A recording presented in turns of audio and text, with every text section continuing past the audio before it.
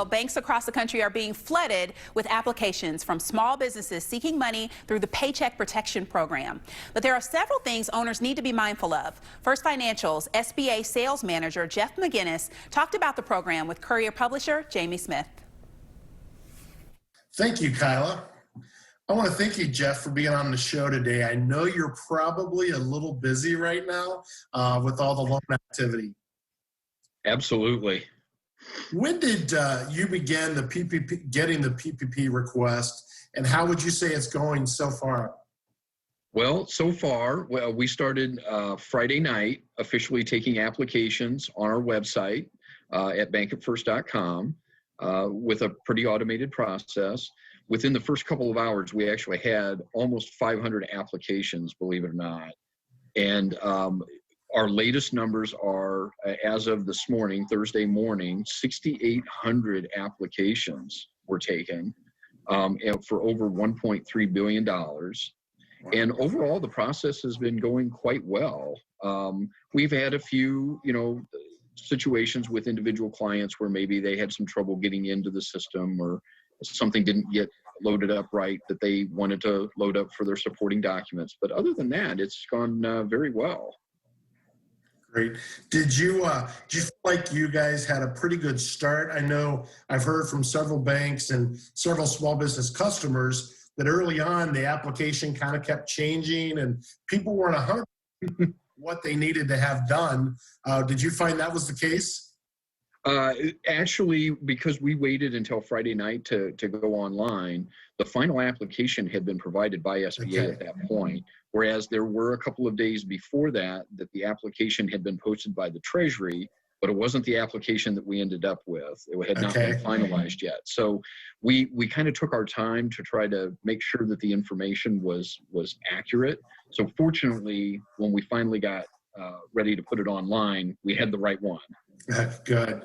Can you tell our viewers a little bit about exactly who is eligible for this loan?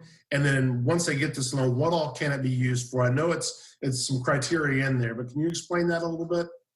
Sure. So it's for small businesses primarily, and it's usually for businesses that have less than 500 employees.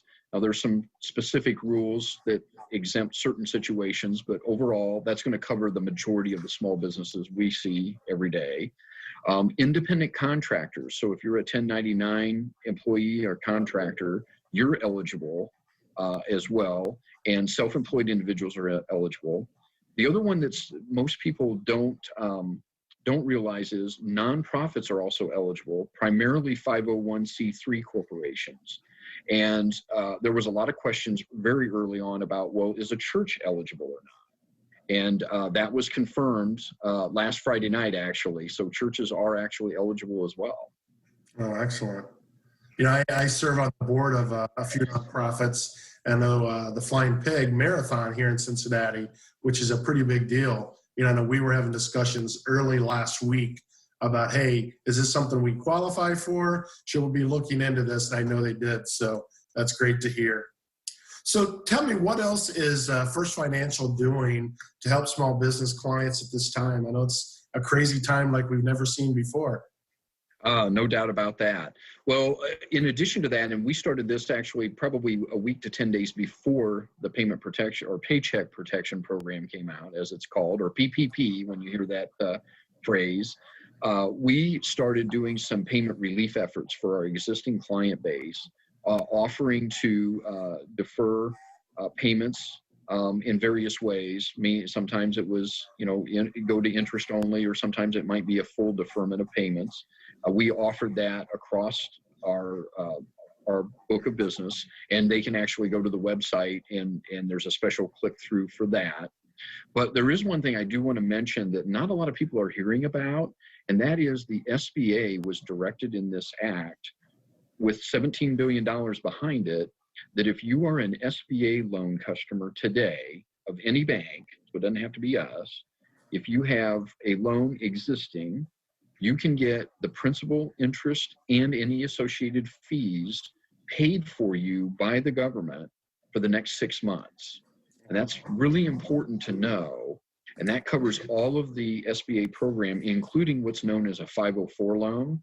So what I've been recommending folks is make sure whether your loan is with us or not, get in contact with your bank because they need to know about that. We actually sent out letters yesterday to all of our client base to let them know about it, as well as how we were going to administer that process for them. That's awesome. That's awesome. I know that we had some comments from your CEO, Archie Brown, in a story yesterday, and he seemed to feel like he was very optimistic that customers would be seeing these loans, see these funds come in within a week or two. Does that still seem to be the case, that you guys are feeling pretty confident? Yes, we are feeling confident that we'll be able to actually get dollars out, hopefully today for folks. I've even seen some correspondence this morning finalizing that process. That was delayed a little bit, mostly because under the SBA program, they want us to use either a specific note, or in certain situations, we can use our own promissory note. For this program, we had not gotten much guidance until about Tuesday as to what was going to be allowed. And they finally did come out and give us guidance on that so that we could come up with a note and move forward. So we're happy to report that dollars should be flowing out the door as early as today. Excellent. Well, as always, we want to thank you, Jeff. We want to thank First Financial for your support, not only to the Business Courier, but to all the businesses in Cincinnati. You're a great corporate citizen, and we want to thank you for your time today, for being on the show. All right. Thank you very much. I appreciate it. All right. Thanks.